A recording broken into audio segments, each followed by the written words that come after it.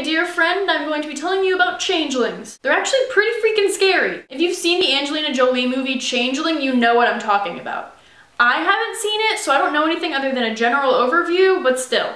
Changelings are found in European folklore and are usually described as the child of a fairy, troll, or elf that has been switched with a human child. Usually these legends are connected with fairies, but sometimes they'll throw in an elf or a troll just to spice things up a bit. There are a few reasons why a fairy would trade its child with a human baby. Apparently, fairy, troll, and elf babies are on the ugly side, so they steal a human so that they can have a pretty child. Other theories are that they want the child as a slave, they want the love of a human child, or they just want a toy to play with.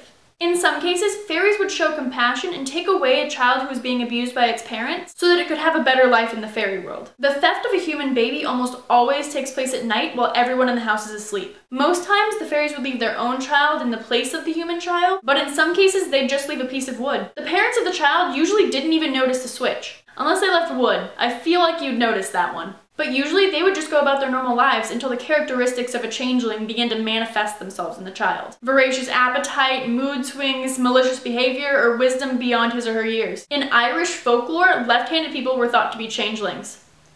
I'm so glad I'm right-handed. In Welsh folklore, the changeling starts out resembling the human child, but gradually becomes more unattractive, bad-tempered, and starts to scream and bite. Isn't that just the terrible twos?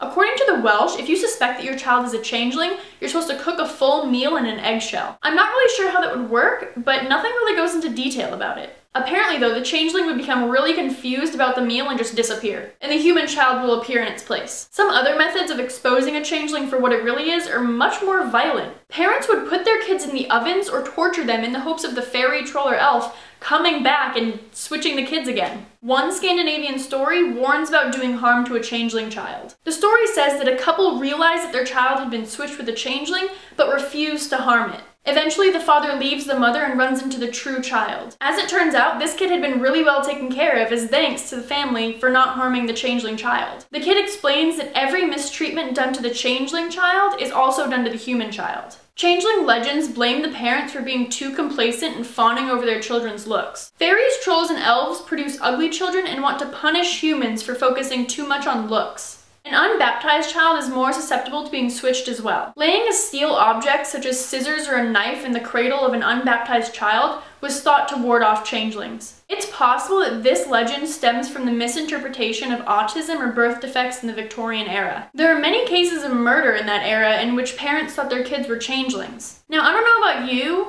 but changelings make me never ever want to have children.